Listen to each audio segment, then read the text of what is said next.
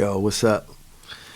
I just wanted to get on here and share a little bit about myself and what I've been up to since I've been off work since November 10th. I had rotator cuff surgery. My rotator cuff was really tore up, but the doc did pretty good getting me fixed back up and everything.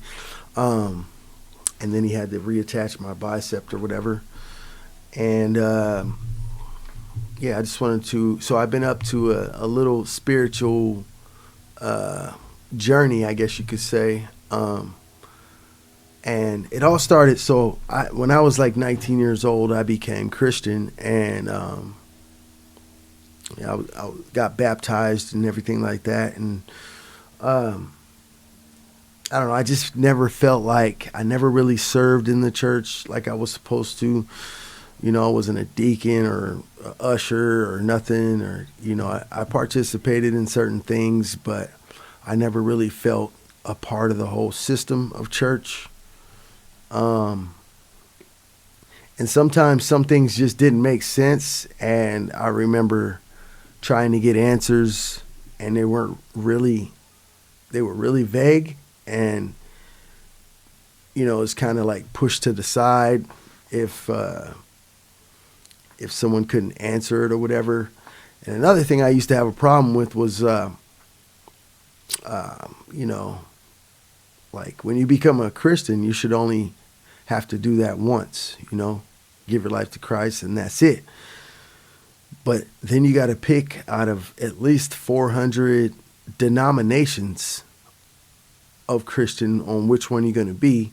And this is supposed to be one religion, but they got at least 400 separations in it. And that bugs me because each one of those, the reason why each one of those exists is because, one believes different from the other, and I just can't stand that no more. Another thing is like, Christians don't believe what Muslims believe and Jews don't believe, blah, blah, blah. There's that separation right there. So like, I'm tired of that because lately I've been learning how we're all one, and how in the world are we ever gonna get it together if we have religions that clash like that to the point where they're so prideful they would never consider what the other one is saying. And this bugs me. And another thing is, and that's making everything difficult, but like we can't even do the simple thing because of that, which is love each other. You can't love each other because you're too busy against each other because of something that you really don't know for sure. I mean, nobody knows anything for sure. We just know what the Bible told us, and what the Quran and the Torah tells us.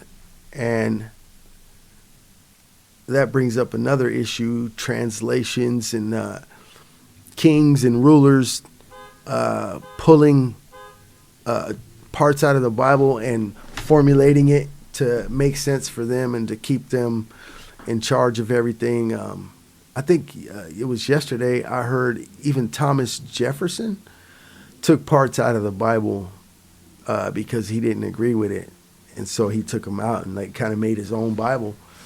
And I'm sure that's happened over many years. I'm not knocking the Bible. The Bible has good things in it. It has helped me in my life. I just always felt in the back of my mind that it wasn't the complete story and complete scenario on what's really going on down here on this earth.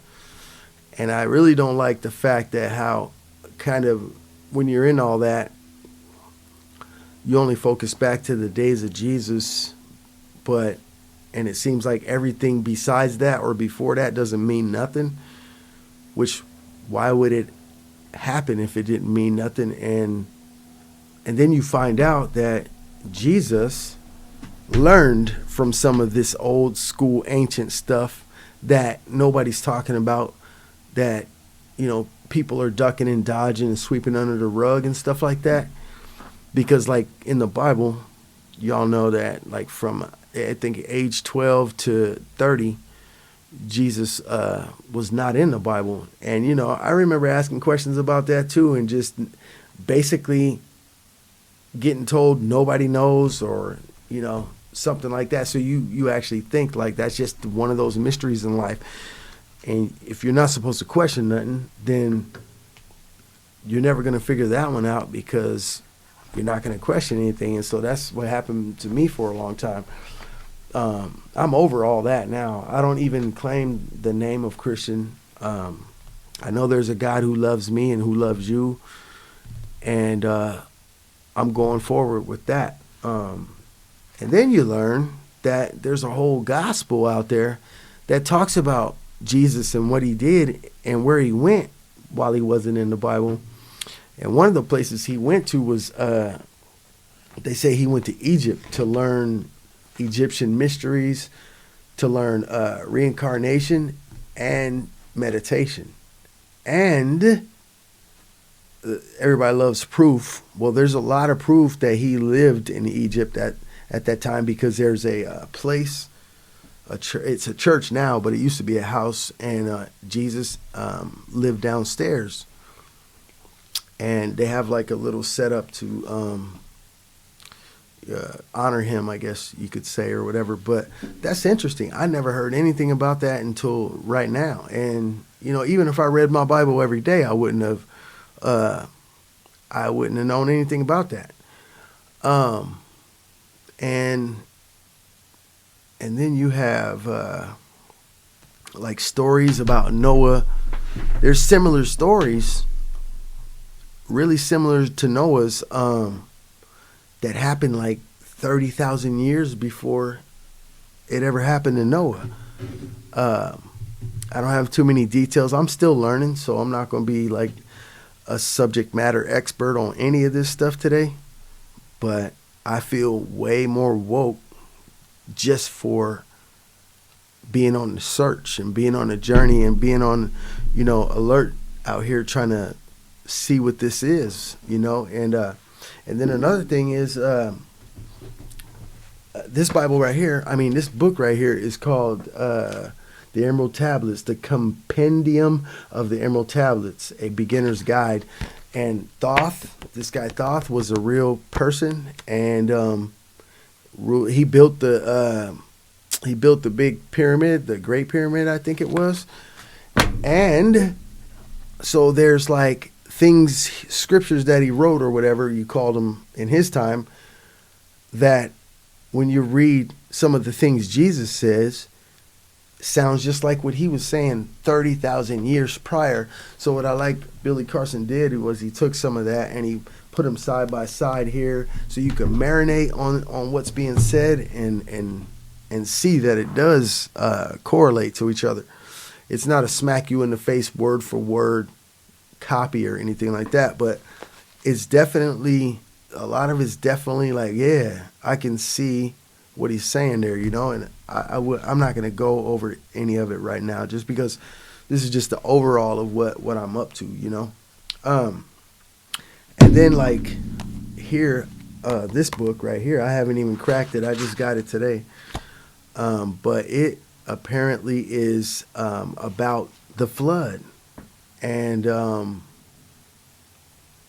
it's not the Noah flood or whatever. This is like, another thing that's crazy is how in the world, if Noah and his family was the only ones that survived that flood, how is the story documented in other societies and other places around the world? Those people would have had to survive to remember what happened, to document it. And that, to me, is like, yo, there's more to look at here. Stop saying that, I don't know. It's in the Bible, so I guess they say, but something's up. Let's search. Let's all get together and talk about it, instead of hiding over here in your Christian circle, your Muslim circle, or whatever, saying we're right. Everybody's doing that.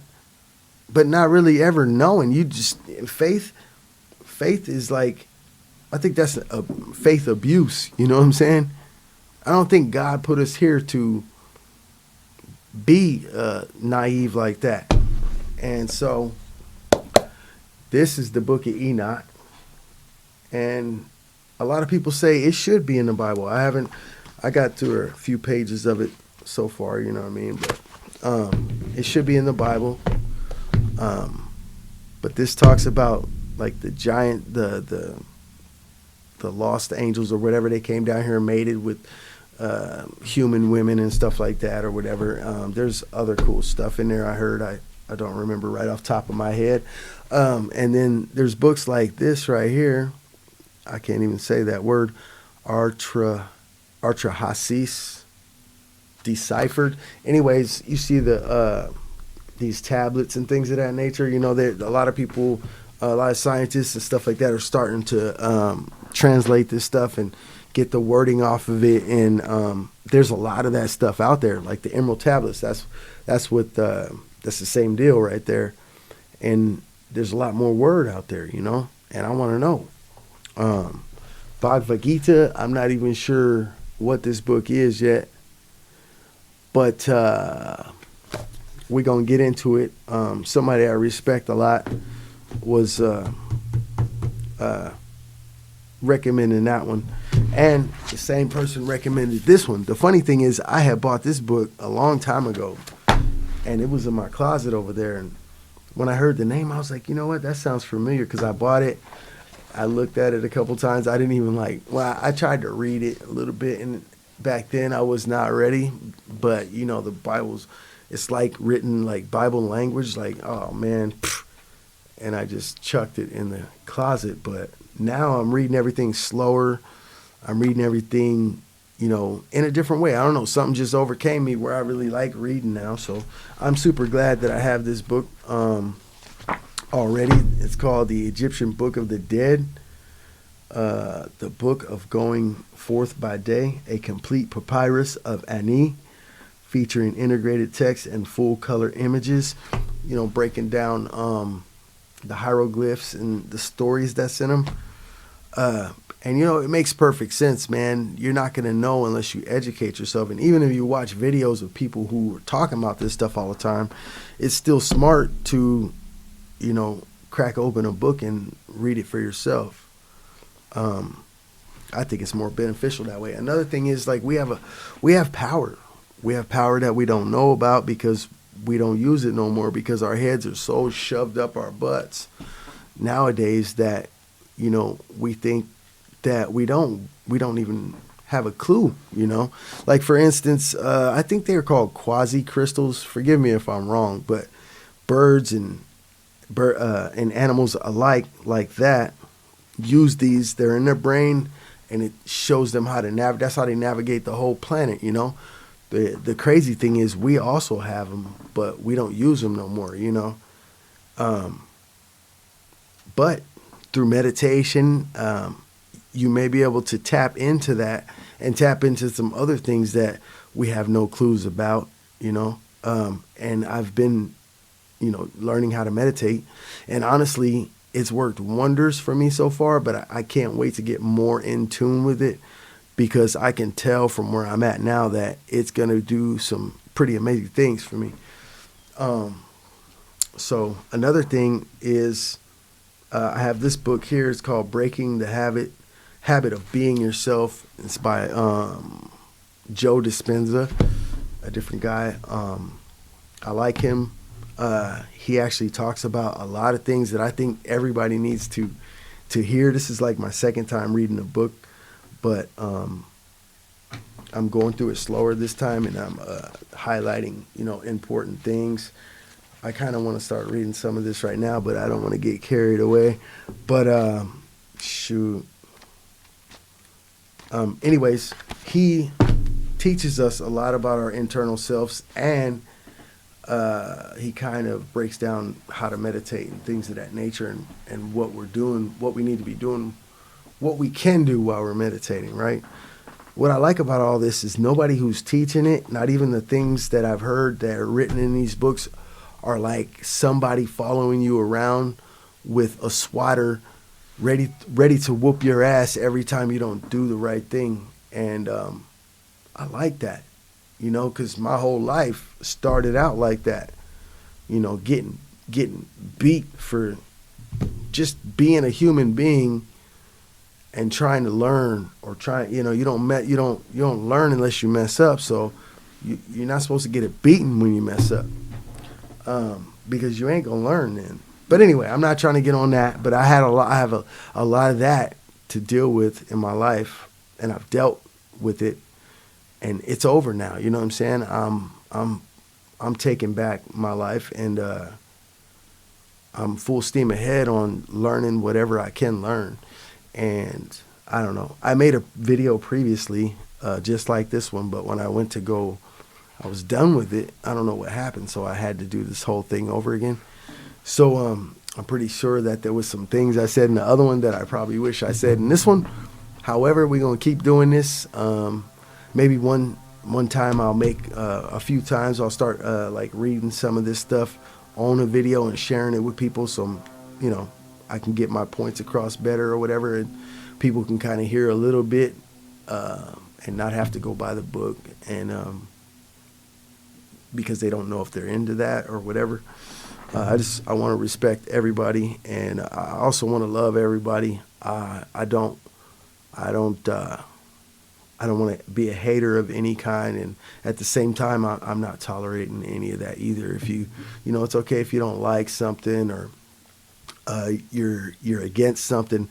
You know, you can do it in a way, or express yourself in a way that doesn't hurt the next person. And if you are doing it like that, then you know you want to fight. You want to hurt somebody. You know, and so sometimes, you know, you have to meet those people in the middle and come at them on their own level. But it's easier to just block them and move on. You know.